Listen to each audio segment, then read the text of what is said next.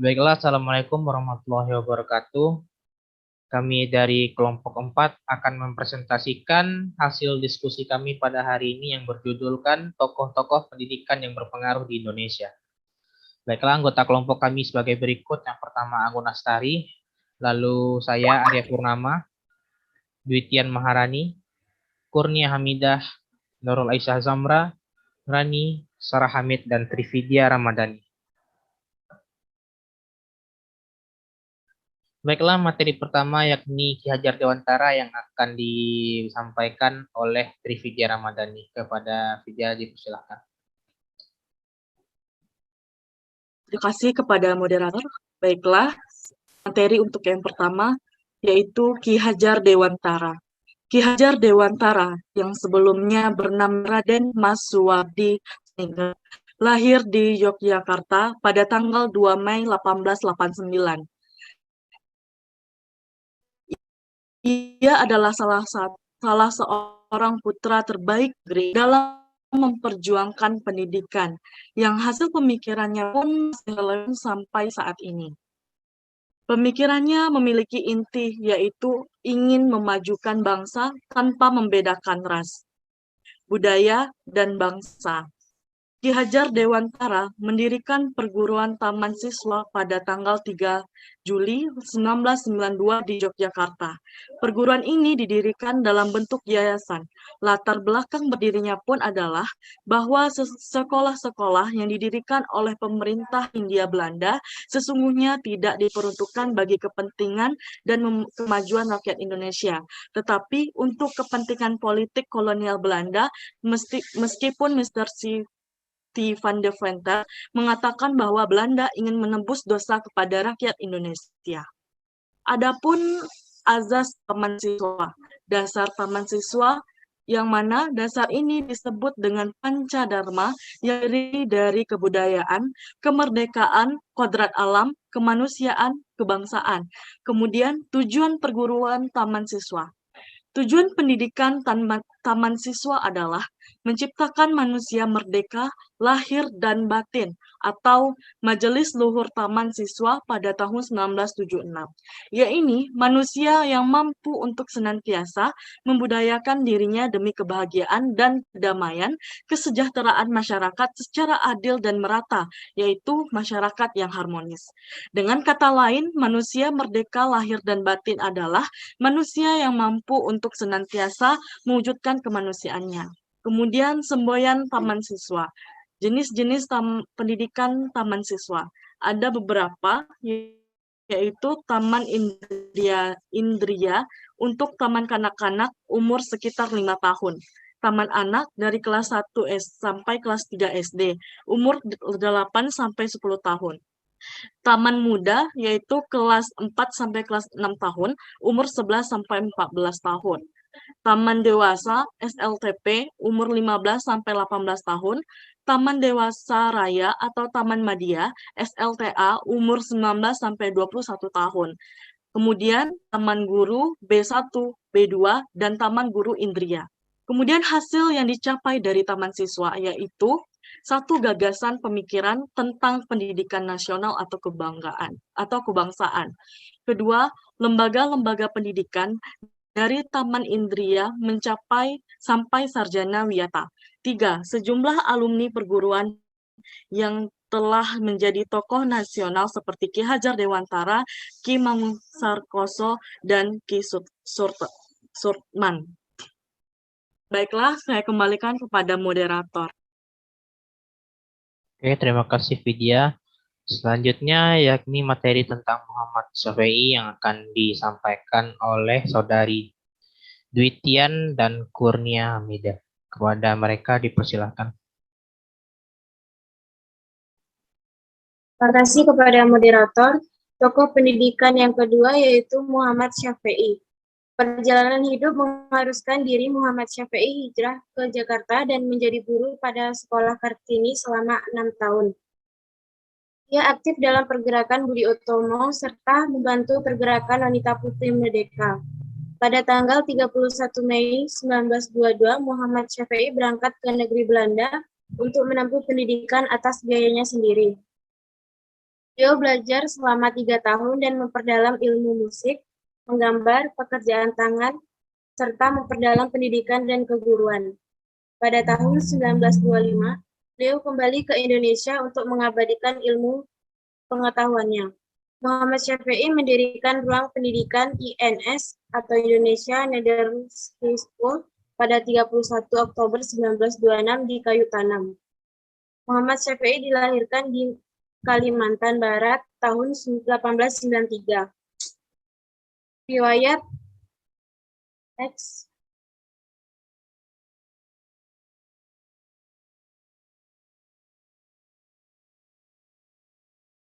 Riwayat hidup Muhammad Syafi'i. Muhammad Syafi'i dilahirkan di Kalimantan Barat pada 1893. Ibunya bernama Syafi'ah, sedangkan ayahnya sudah meninggal semenjak Muhammad Syafi'i masih kecil. Ia dibesarkan oleh ayah angkatnya, Marah Sultan, sedangkan ibu angkatnya bernama Kahalijah. Setelah tamat sekolah, guru di Bukit Tinggi, ia bekerja sebagai guru sekolah Kartini di Jakarta selama 8 tahun. Pada tanggal 31 Mei 1922, ia pergi ke negeri Belanda untuk melanjutkan sekolahnya sebagai guru dan sebagai penggemar seni. Pada tanggal 31 Oktober 1926, ia diserahi tugas memimpin sekolah di Kayu Tanam dan akhirnya sekolah tersebut diserahkan seluruhnya kepadanya. Muhammad Syafi'i berpedoman pada prinsip berdiri sendiri, tidak mengharapkan bantuan dari luar yang memikat segala perkakas sekolah adalah sebagai hasil karya murid-muridnya. Pada 1946, ia diangkat menjadi Menteri PP dan KK dalam Kabinet Syahrir yang kedua, kemudian ia menjadi anggota Dewan Pertimbangan Agung. Pada 1950, Muhammad Syafi'i menjadi anggota parlemen.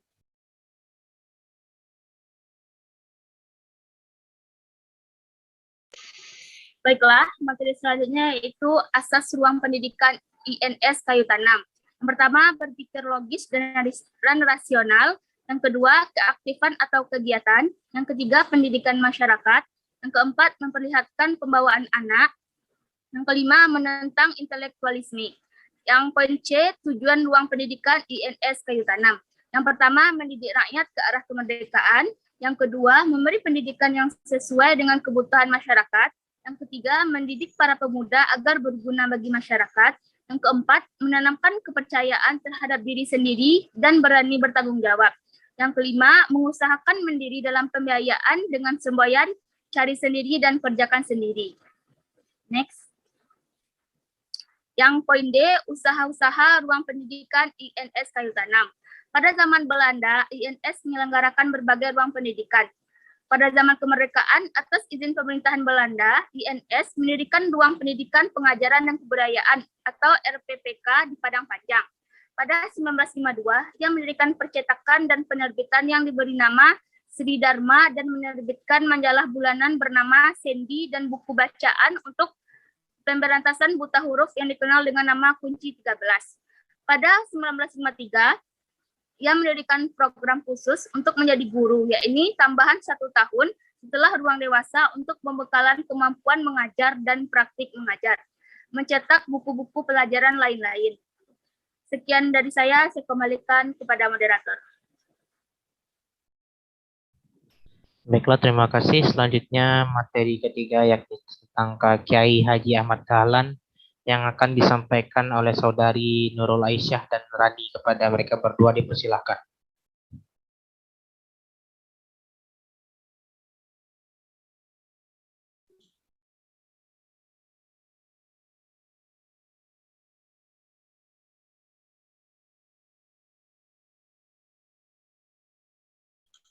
Baik, terima kasih untuk moderator.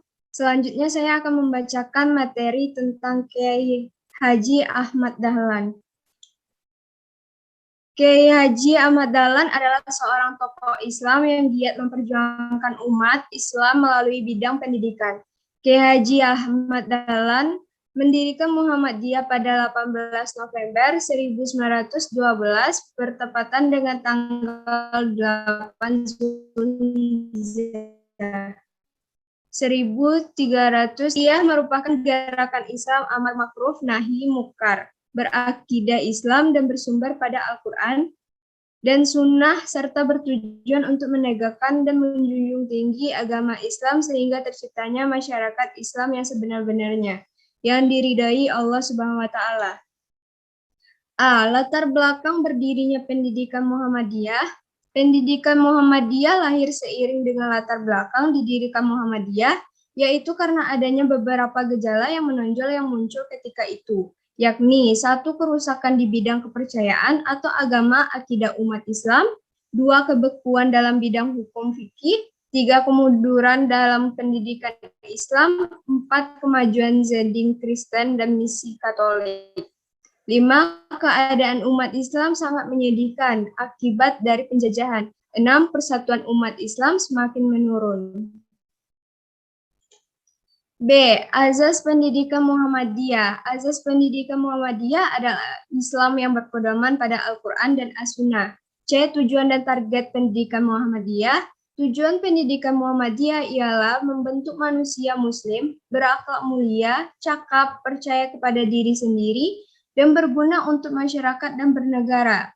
D. Cita-cita pendidikan. Cita-cita pendidikan Muhammadiyah meliputi 3 aspek sebagai berikut. 1. Baik budi, alim, dan beragama. 2. Luas pandangan, alim dalam ilmu-ilmu dunia, ilmu-ilmu umum. 3. Bersedia berjuang untuk kemajuan masyarakatnya.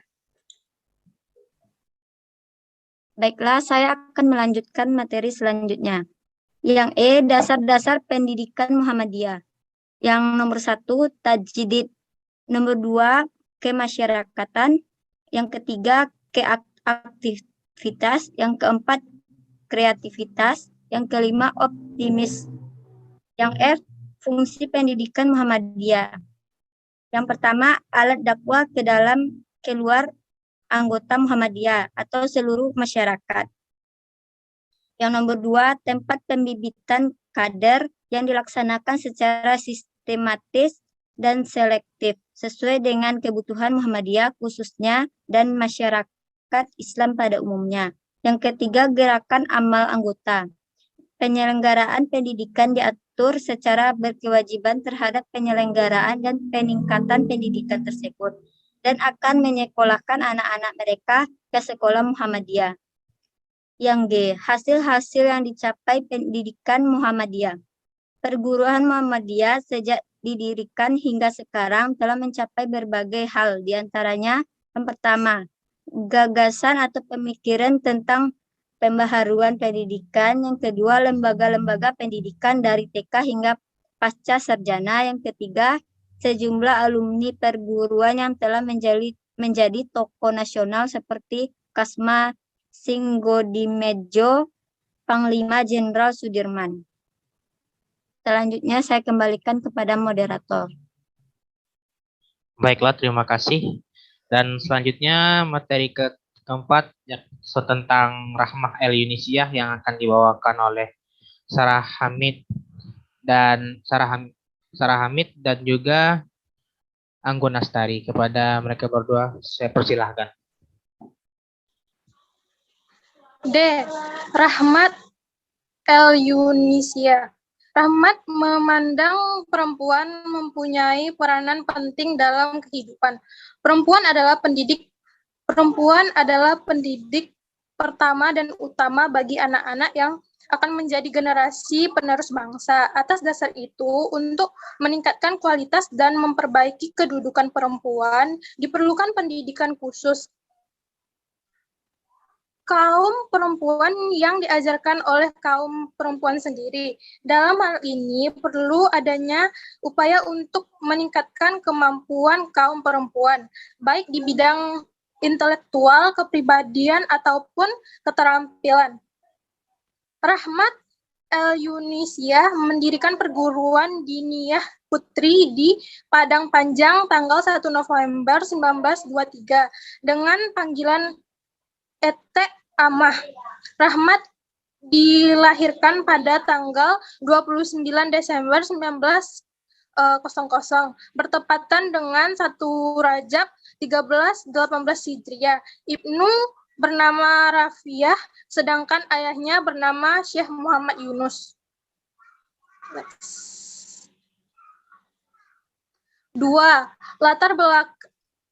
Latar belakang berdirinya Diniyah Putri. Rahma El-Yunisia mendirikan Diniyah Putri dilatar belakangi oleh rasa ketidakpuasan terhadap Diniyah School yang didirikan pada 1915 oleh kakak kandungnya Zainuddin Labai. Rahmat mendirikan sekolah kakaknya adalah sebagai siswi. Tujuan pendidikan Diniyah Putri Padang Panjang adalah melaksanakan pendidikan pengajaran berdasarkan Islam dengan tujuan membentuk putri yang berjiwa Islami dan ilmu pendidikan yang cakap, aktif, serta bertanggung jawab tentang kesejahteraan masyarakat tanah air atas dasar pengabdian kepada Allah Subhanahu wa Ta'ala. C. Dasar pendidikan Diniyah Putri. Pendidikan Diniyah Putri didasarkan pada ajaran Islam dengan berpedoman pada Al-Quran dan Sunnah. Selanjutnya yaitu D. Cara mencapai tujuan pendidikan. Tujuan pendidikan yang telah dirumuskan diwujudkan melalui program pendidikan sebagai berikut. Yang pertama, program pendidikan umum atau general education untuk mengembangkan kemampuan dan sikap ilmiah pada diri peserta didik. Yang kedua, program pendidikan yang bertujuan agar anak didik cabang ilmu pengetahuan keahlian agama Islam. Yang ketiga, program pendidikan yang mengarah pada tujuan untuk menjadi ibu pendidik yang baik. Keempat, program pendidikan keterampilan yaitu ilmu pengetahuan praktis yang dapat digunakan dalam kehidupan sesuai dengan lingkungan hidupnya. Yang E, program pendidikan asrama. Asrama sebagai salah satu wahana pembinaan para santri mempunyai program yaitu melatih anak didik bagaimana cara hidup bermasyarakat, memimpin, serta dipimpin dan mempraktikkan semua ilmu yang telah diperoleh pada pagi hari. Jenis-jenis sekolah yang ada hingga sekarang di Diniyah Putri Padang Panjang yaitu yang pertama, Taman Kanak-kanak Rahmah El-Yunisia. Yang kedua, Madrasah Ibtidaiyah atau MI. Yang ketiga, Sekolah Diniyah Putri Menengah Pertama atau DMP. Yang keempat, Kuliatul Mu'alimat Al-Islamiyah atau KMI. Yang kelima, Pendidikan Guru Taman Kanak-kanak Islam atau PGTKI. Yang keenam, Sekolah Tinggi Ilmu Tarbiyah atau STIT. Sekian, dikembalikan kepada moderator. Baiklah, sekianlah presentasi kami pada hari ini. Untuk materi lengkapnya, kalian bisa lihat pada Google Drive yang akan kami sediakan. Di sana akan ada makalah dan juga PowerPoint yang kami cantumkan. Baiklah, terima kasih atas segala perhatian dan kami mohon maaf atas segala kekurangan. Baiklah, wabillahi taufiq wal hidayah. Wassalamualaikum warahmatullahi wabarakatuh.